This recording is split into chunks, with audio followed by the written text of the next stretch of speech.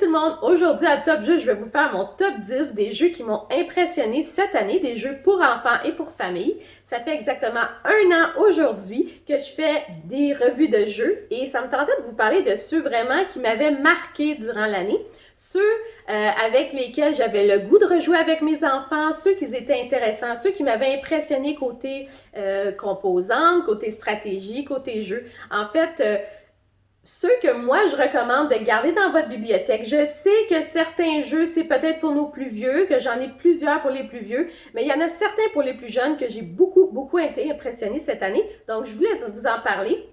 Alors, sans plus tarder, on commence en 10e position. Alors, en 10e position, c'est Colt Express. J'ai beaucoup aimé ce jeu. En fait, côté composante, le thème du jeu est incroyable. On est au Far West, on est des bandits et on essaye d'aller chercher l'argent, les pièces d'or, les diamants, la mallette dans le wagon de tête, etc. Donc, moi, j'ai beaucoup aimé tout l'ensemble de ce jeu. C'est un jeu, oui, pour les plus vieux.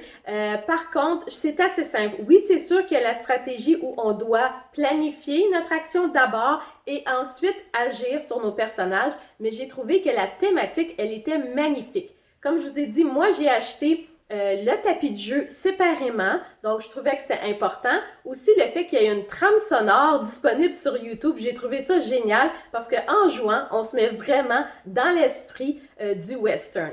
Donc moi, j'ai beaucoup aimé Colt Express, c'est pour ça qu'il est en 10e position.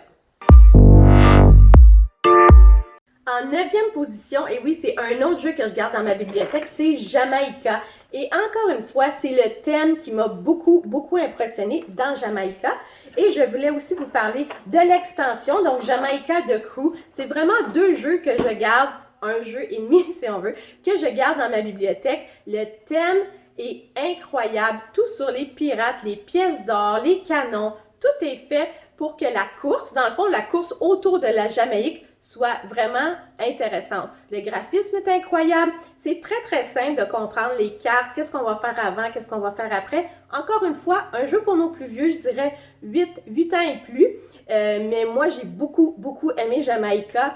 Aucun problème de règles dans les jeux que je vais vous montrer aujourd'hui. Ce sont des jeux incroyables.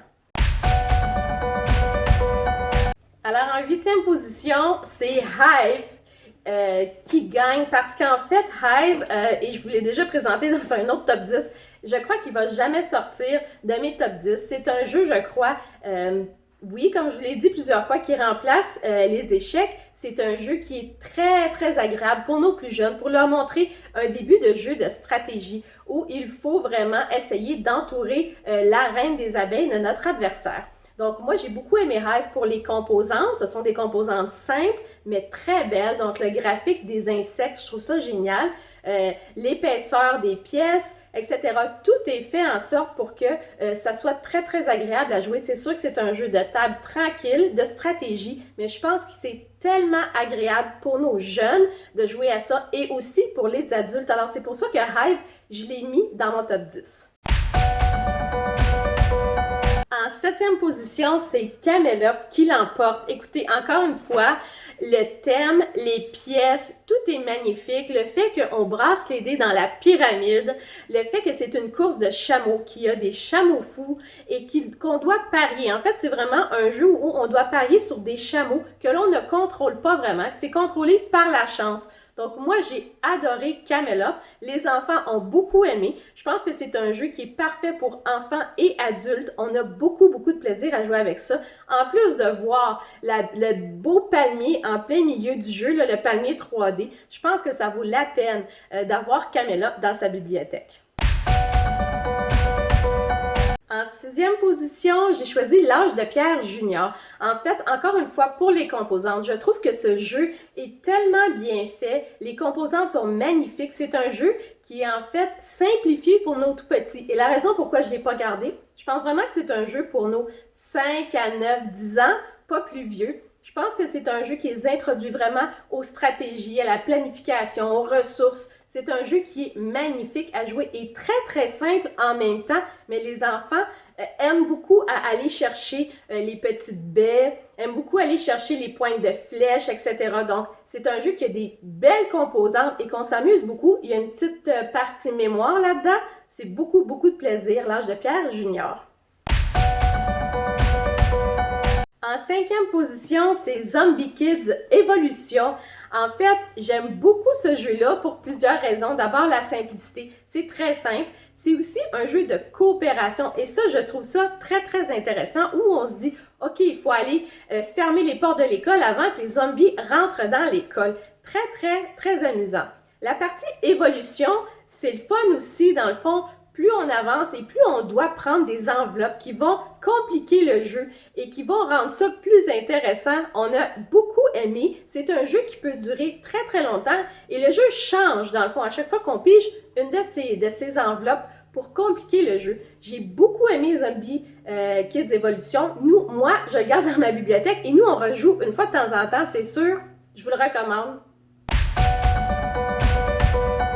En quatrième position, c'est Junkart Express. En fait, quand j'ai ouvert ce jeu-là, je me suis dit, bon, un autre jeu où on a juste à assembler des petites pièces et puis c'est tout. Mais non, ce jeu-là amène beaucoup de stratégie aussi. Le fait que les pièces peuvent s'emboîter une dans l'autre, j'ai trouvé ça tellement intéressant. Donc, après avoir joué une partie, j'ai rangé la boîte et le lendemain, je me dis, ça me tente de jouer encore et encore. Et le fait que j'apprécie le jeu et que mes enfants apprécient le jeu, j'ai trouvé ça très, très agréable.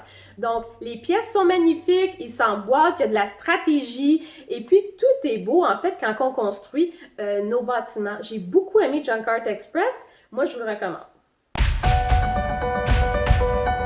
En troisième position, c'est Carambolage, encore une fois que je vais garder dans ma bibliothèque. Et en fait, la première fois que j'ai vu ce jeu-là, j'ai dit « Oh mon Dieu, qu'est-ce que c'est que ça? » Ça avait l'air d'un vieux jeu des années 70 quand nous, on était jeunes. Et puis même les composantes ne sont pas géniales, mais on a tellement eu de plaisir à jouer à ce jeu-là.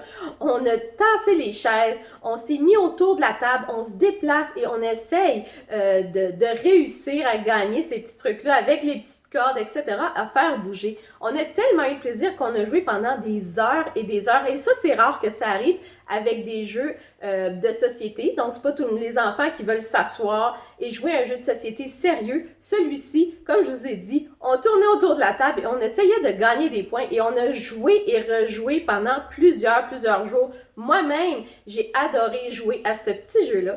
Donc, essayez-le. Vous allez voir, vous ne serez pas déçus.